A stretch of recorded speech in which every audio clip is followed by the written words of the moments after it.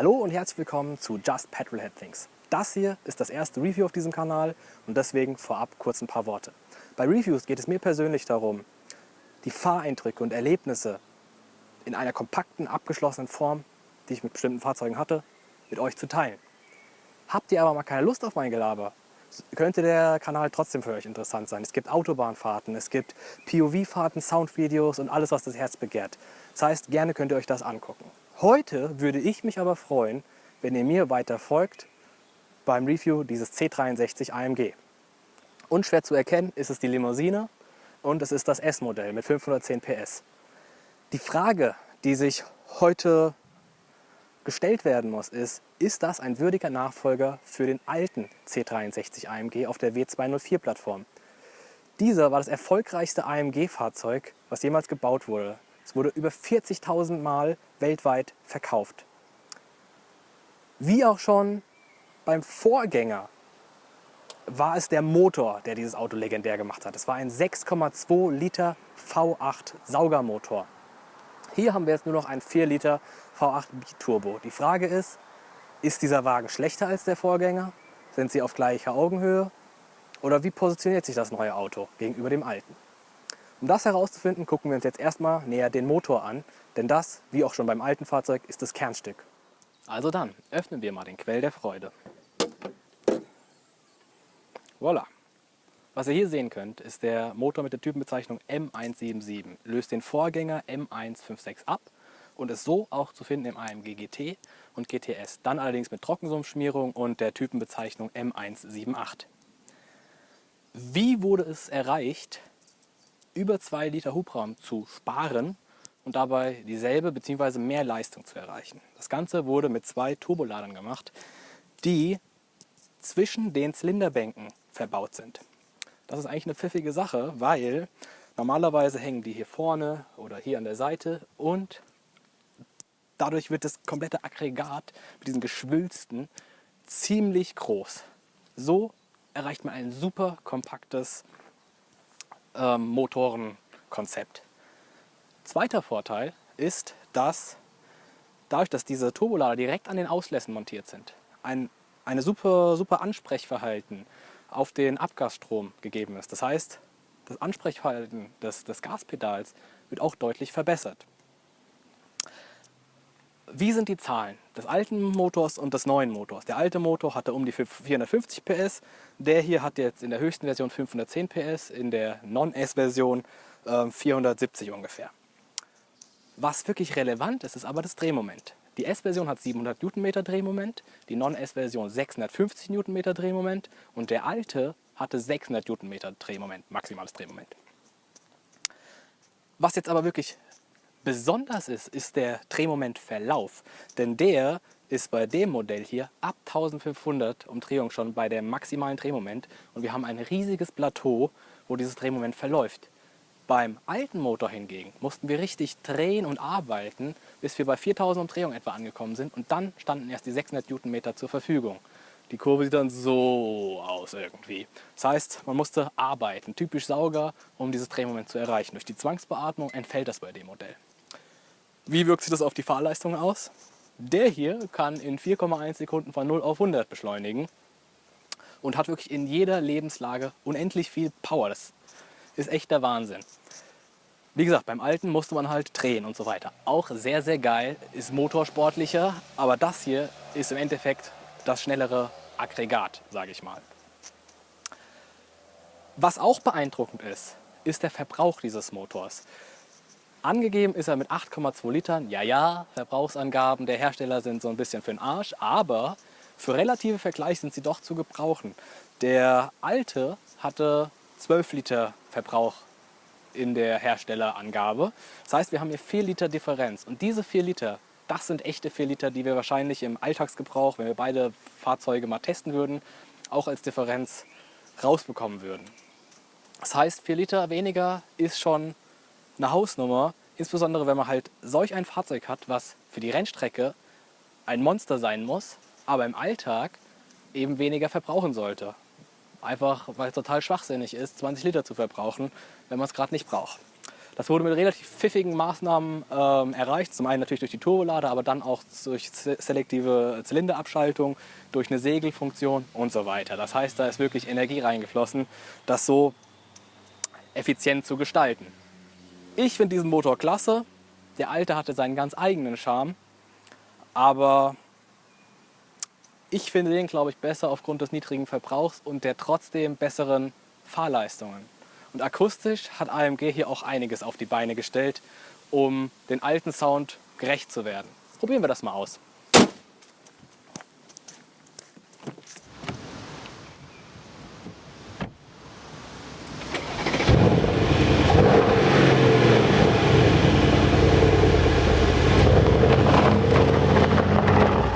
So, nun sitzen wir endlich drin in der Kiste.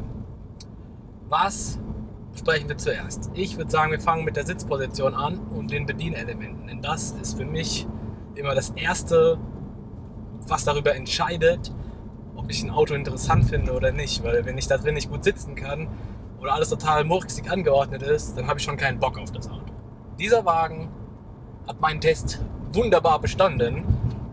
Ich konnte innerhalb weniger als einer Minute meine perfekte Sitzposition finden und komme super damit zurecht. Auch etwas ambitionierter gefahren, alles gar kein Problem.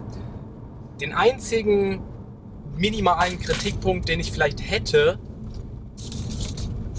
ist die Sitzposition.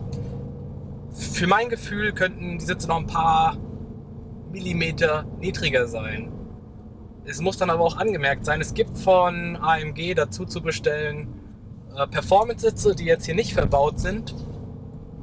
Ich habe aber keine Ahnung, inwieweit die jetzt die Sitzhöhe noch beeinflussen. Vermutlich schon, aber ich weiß es nicht genau. So, in den Standardsitzen fehlt mir noch ein bisschen Kontakt zum Boden, sagen wir es mal so. Dann, nächster Punkt, Alltag, Cruisen, all diese Dinge. Ich bin jetzt hier gerade in Komfort unterwegs und es ist echt super entspannt zu fahren. Es ist jetzt nicht so, dass du permanent drauf bist und wow, ist das anstrengend, diese Kiste zu fahren. Es ist echt entspannt. Das muss man wirklich sagen. Man kann auch den Auspuff leise stellen, man kann die Federung auf Komfort stellen und es gibt diese verschiedenen Fahrmodi. Mit denen kann man natürlich dann auch die Federung noch beeinflussen. In dem Auto hier, weil er die adaptive Federung verbaut hat.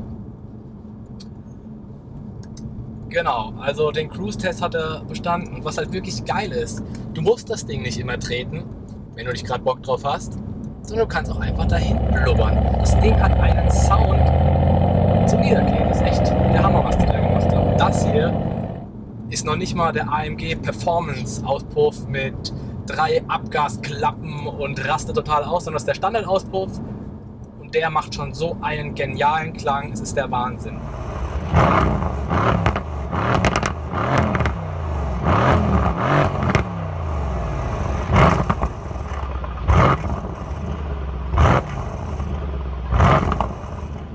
Ich habe jetzt auch den alten natürlich schon des häufigeren Mal gehört und er hört sich natürlich auch göttlich an, ohne Scheiß. Aber was der jetzt hier noch dazu bekommen hat, sind diese Fehlzündungen, wenn man es will. Es kracht, es poppt, es bangt. Es ist der Hammer, was die hier rein designt haben. Aber das muss man halt wirklich sagen, es ist nicht mehr das natürliche Motorengeräusch, sondern es ist von Sounddesignern hier rein programmiert worden, wie bei allen modernen sportlichen Autos. Aber für mich ist das vollkommen in Ordnung. Solange es nicht so ein Zeug ist wie bei Audi, dass die irgendwelche Boxen in den Auspuff stecken und irgendwelche Frequenzen dann damit modellieren. Ich finde, dann hört es wirklich auf, das ist nicht mehr echt. Genau, so viel zum Cruisen. So, jetzt habe ich mal in den S-Modus geschaltet. Das kann man hier mit diesem kleinen Wahlhebel machen. Da gibt es Komfort, Sport, Sport Plus und Race. Ich habe es mal auf Sport Plus gestellt. Das ist für mich jetzt bisher die optimalste Einstellung. Macht da alles hart, macht da alles laut und so weiter. Nur Race ist dann noch krasser, dann lockert er dann die ESP-Leine. Das heißt, wir fahren jetzt mal ein bisschen ambitionierter und schauen mal, wie sich das Ding so verhält.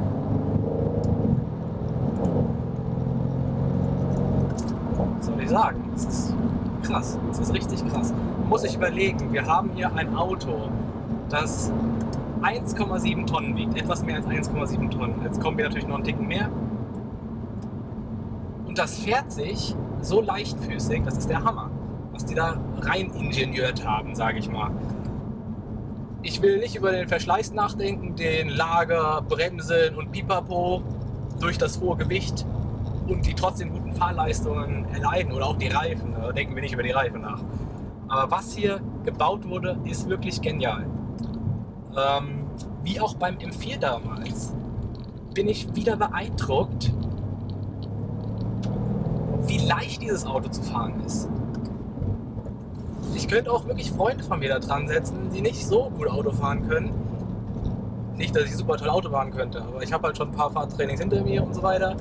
Aber jetzt nehmen wir mal einen, der immer nur seinen 60 Space Corsa und so fährt, der würde mit dem Auto hier klarkommen. Klar, er sollte nicht das ESP und so ausschalten, aber dieses Auto hält einen einfach in der Spur. Das ist echt klasse. Das muss man schon sagen. Ich werde jetzt nicht ausprobieren, das ESP auszumachen, keine Ahnung. Dann kann man wahrscheinlich wild rumdriften und so weiter. Was natürlich auch eine geile Sache ist, aber das mache ich dann doch lieber auf einer abgesperrten Strecke. Was gibt es noch zu sagen? Wie gesagt, Sound ist göttlich, Motor ist göttlich. Egal in welchem Gang ich bin, du hast einfach Vortrieb. Das ist der Hammer.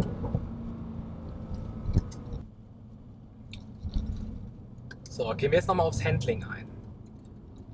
Ich finde, das Lenkgewicht ist ein Ticken zu gering, aber das Problem habe ich bei fast allen Autos.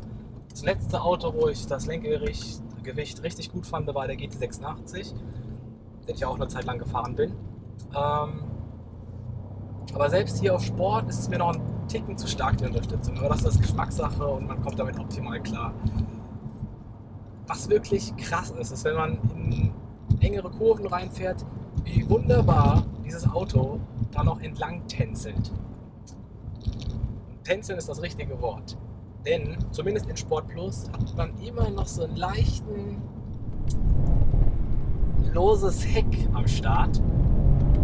Was wirklich toll ist. Aber kann man wirklich mit dem Auto spielen, aber es ist nicht so, dass man permanent in Lebensgefahr ist, weil das Auto managt das, was der Fahrer nicht mehr auf die Kette kriegt.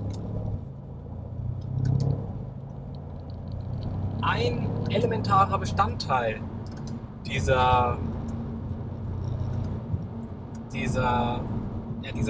Handling-Wunders, so nenne ich es mal, ist unter anderem das Sperrdifferential, was hier verbaut ist. Kommen wir mal auf die Getriebe von diesem Auto zu sprechen. Vorne das Getriebe ist ein MCT-Getriebe von Mercedes bzw. von AMG dann abgestimmt, was es schon seit vielen, vielen Jahren gibt. Ist eigentlich basierend auf einem Wandlergetriebe, allerdings jetzt mit einer Nassanfahrkupplung. Auch schon der Vorgänger, der Facelift, hatte diese Nassanfahrkupplung. Allerdings wurde jetzt natürlich alles nochmal verbessert für den W205. Es ist wirklich kaum ein Unterschied zu einem DKG erkennbar, ohne Scheiß. Ich mache jetzt hier zack und das Ding schaltet. Ich mache zack und das Ding schaltet. Ich mache zack und das Ding schaltet. Ich mache zack und das Ding schaltet. Das ist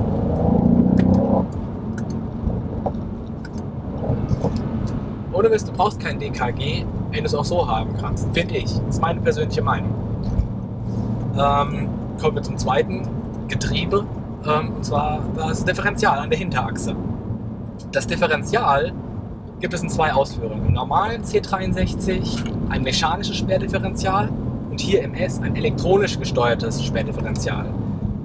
Das Geile an diesem elektronisch gesteuerten Diff ist, dass du komplett offen und komplett geschlossen fahren kannst, beziehungsweise der Computer das halt steuert, dass in der entsprechenden Situation eine optimale Konfiguration des Sperrdifferentials vorliegt.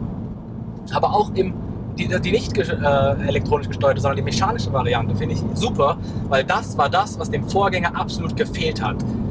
Natürlich, das kannst du optional dazu bestellen, aber hier ist es einfach Standard mit drin und es gehört auch in so ein Auto mit so viel Power und was einfach Fahrleistung bringen soll. Ohne Sperrdifferential hast du in den Kurven, wenn du ein bisschen schneller unterwegs bist, dreht dir das innere Rad durch. Und auch zum Driften ist es total kacke, weil du immer nur ein Rad hast, das durchdreht. Das ist doch scheiße. So, und das haben sie gelöst und das finde ich super. Danke AMG für die Sperrdiffs. So, das waren die Getriebe. Was gibt's noch? Es gibt noch die adaptive Federung in diesem Auto. ist verstellbar Komfort, Sport, Sport Plus. Das sind dann einfach verschiedene Kennlinien der Dämpfer, härter, nicht so hart und so weiter. Ich finde, Komfort ist eigentlich immer ganz geil. Sport ist auch in Ordnung, aber sobald es ein bisschen holprig wird, braucht man es wirklich nicht. Da kannst du auch einfach Komfort fahren. Ich finde, Sport braucht man nicht unbedingt. Wahrscheinlich auf dem Track ganz geil, aber so auf der Landstraße geht Komfort auch vollkommen klar. Was gibt es noch? Als Option gibt es die adaptiven Motorlager. Das finde ich eine super interessante Sache. Das Motor ist mit dem Rahmen über eine Lagerung verbunden. Und desto softer diese Lagerung, desto weniger Vibrationen und Geräusche und so weiter kommen in den Innenraum. Das ist auch super, um nicht immer total abgefuckt zu sein, nachdem du gefahren bist. Der C63 und auch Porsche macht es mittlerweile, haben adaptive Motorlager, wenn man sie denn dazu bestellt. Das heißt, dass die zupacken können. Das heißt, man hat eine starre Verbindung von Karosserie zum Motor und so wird das Auto viel agiler. Ich finde, das ist eine klasse Sache. Vielleicht kriegen wir es in der nächsten Generation serienmäßig. Ich bin gespannt. So, kommen wir zum Fazit zu diesem Fahrzeug. Für mich ist das Auto ein Quell der Freude, wie auch der Motor. Ob das nur vom Motor herrührt? Nein, finde ich nicht. Ich finde, das Auto hat in allen Belangen deutlich was hinzugewonnen zum Vorgänger. Die ganze Handling-Geschichte, das etwas weniger Gewicht, die ganze intelligente elektronische Helferlein-Nummer, all das ist für mich ein besseres Auto. Und für mich ist es auch eine klasse Geschichte, dass das Auto jetzt weniger verbraucht. Das ist einfach, ich finde, das ist genial. Also bei der neuen Motorcharakteristik noch einen geringeren Verbrauch zu erreichen, das ist super. Das ist einfach klasse. Was man sich natürlich bei dem Auto direkt immer fragen muss, ist, das musste gerade sein, wie ist der Vergleich zum M4 bzw. M3 in dem Fall der Limousine? Ich würde mir eher den C63 holen. Was hat mich am M4 gestört? Der M4 ist für mich das vermutlich schnellere Auto, aber nicht gefühlt. Und darum geht's. Wenn du das Ding nicht jeden Tag auf der Rennstrecke bewegst, geht es um das Gefühl, was du hast, um die Emotionen, die so ein Auto transportieren und so weiter. Im BMW hast du das nicht. Der Sound ist, finde ich, kacke. Der Sound hier ist genial. Und ich habe mich einfach schnell gefühlt im M4, aber nicht, wie sagt man, gekoppelt zur Straße. Ich hatte einfach nicht das Gefühl, die Emotionen, die mit so einem Auto rüberkommen sollten. Und deswegen ist der C63 für mich das bessere, gelungenere Auto. Natürlich kann jetzt jemand herkommen und sagen, boah, ey, der C63 sieht so kacke aus. Dann würde ich ihm erstmal sagen, finde ich nicht, aber das ist deine Meinung. Und dann sagt er, aber der M4, guck dir den mal an, wie der M4 aussieht. Er ist total bullig und aggressiv und so weiter. Und wisst ihr, was ich dann sage? Schau dir mal das C63 Coupé an.